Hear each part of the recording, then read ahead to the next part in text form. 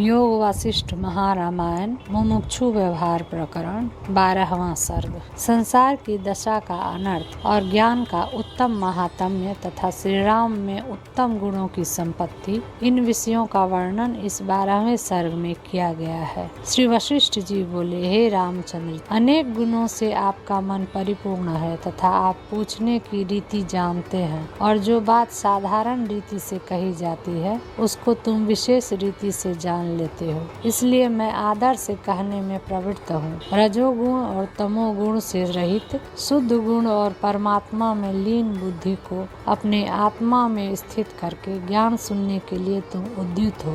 तुम में पूछने वाले के संपूर्ण गुणों की पंक्ति और मुझ में कहने वाले के सब गुणों की पंक्ति ऐसी है जैसे समुद्र में रत्नों की संपत्ति। हे पुत्र, तुमको बिना किसी के संग से विवेक सहित वैराग्य ऐसे प्राप्त है जैसे चंद्रमा की किरणों के सहित चंद्रकांत मणि में आर्द्रता। हे राम जी, तुमको बाल्यावस्था से ही बड़े बड़े उत्तम गुणों का अभ्यास ऐसे है जैसे कमल की उत्पत्ति के साथ ही सौगंध आदि गुण रहते हैं।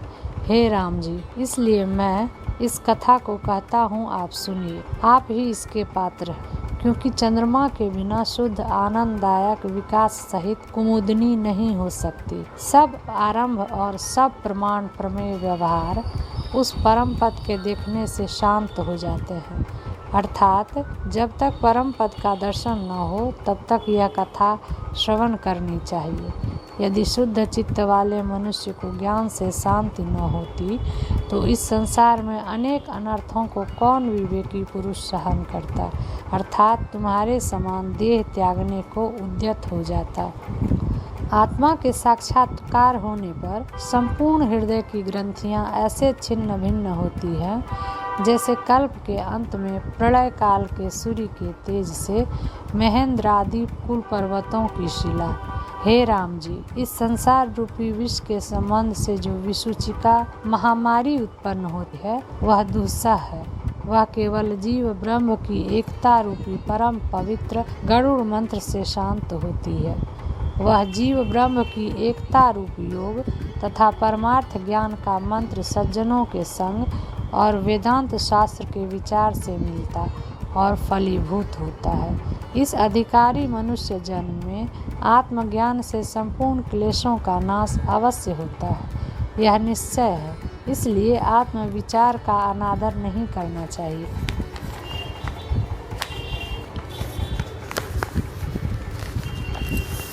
जो पुरुष विचारवान, चिंता रहित, शीतल हृदय सहित और आत्मज्ञानी है, वह संपूर्ण मानसिक पीड़ाओं को ऐसे त्यागता है जैसे सर्प अपने परिपक्व चर्म को, और वह संपूर्ण जगत को कौतुक से इंद्रजाल के समाता है। जो अज्ञानी है उसको केवल दुख ही दुख इस संसार में है। हे राम, इस संसार में राग महाभयंकर है। यह सर्प के समान डसता है, तलवार के सदृश छेदन करता है, वर्षी के तुल्य बेधता है, रस्सी के समान बांधता है, अग्नि के समान जलाता है, रात्रि के घोर अंधकार के समान अंधकार देता है, अकस्मात पाषाण के तुल्य पुरुषों के ऊपर आ गिरता है, बेवश कर देता है, बुद्धि को नाश कर देता है, मर्यादा को तोड़ता है, अज्ञान रूपी कुएं में गिराता है और तृष्णा से जर्जर करता है। ऐसा कोई दुख नहीं जो संसारी पुरुष को नहीं होता। नरक अर्थात मल मूत्रादि के नगर के समान जो शरीरों के समूह हैं, उनके फलों में प्रेम कराने वाली यह विषय रूपी विसूचिका है। यदि आत्मज्ञान रूपी औषध न किया जाए तो आगे कहे हुए नरकों में सहर्षों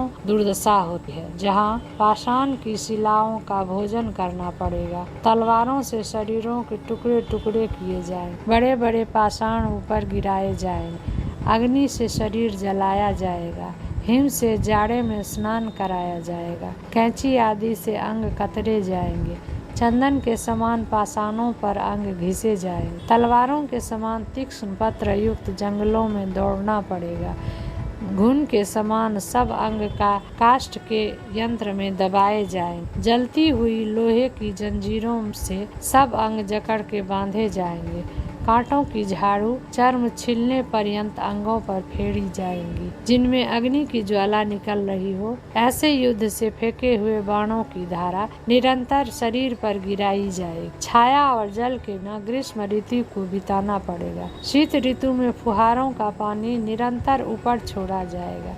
सिर बार बार कटेंगे और पुनः जमे। सुख की निंद्रा तो कभी स्वप्न में भी न मिलेगी। मुख ऐसा बंद किया जाएगा कि श्वास भी नहीं लिया जाएगा, तथा सब अंग ऐसे छिन्न भिन्न किए जाएंगे कि काम के न रहे। और जहाँ ऊपर नीचे जाना ही बड़ी उन्नति है, अर्थात अवश्य ही ऊपर नीचे जाना पड़ेगा। हे राम जी, इस संसार रूपी चलायमान यंत्र में इस प्रकार के सहस्त्रों भयंकर दुख हैं। इसमें कभी उपेक्षा नहीं करनी चाहिए। सदा शास्त्रों से अवश्य विचार करके वह बात जाननी चाहिए जिससे मोक्ष प्राप्त हो। हे राघव, यदि महानुभाव ऋषि, मुनि, ब्राह्मण और राजा लोग अपने शरीरों को ज्ञान रूपी कवच से न ढकते तो ये दुख के सहने के अयोग्य होकर भी अनेक संसार की पीड़ाओं का अनुभव करते हुए भी सदा प्रसन्न चित्त न क्यों रहते। और हे राम जी, जिनको आत्मज्ञान रूपी प्रकाश प्राप्त हुआ है, वे उत्तम पुरुष शुद्ध बुद्धि वाले, कौतुक और विक्षेप से रहित इस संसार में ऐसे हैं जैसे विष्णु, शिव और ब्रह्मा जी। श्रेष्ठ पुरुषों के साथ तत्त्वमसि इत्यादि वाक्यों के अर्थ के विचार से शरीर में आत्माभिमान नष्ट होने से आत्म तत्व का जब ज्ञान होता है और उसके मनन से सर्वव्यापी अखंड आत्मा में असंभावना आदि दोष निवृत्त होने से और निधिध्यास से विपरीत भावना के नष्ट होने पर इस संसार में भ्रमण भी रमण के तुल्य होता है, न कि पीड़ाजनक।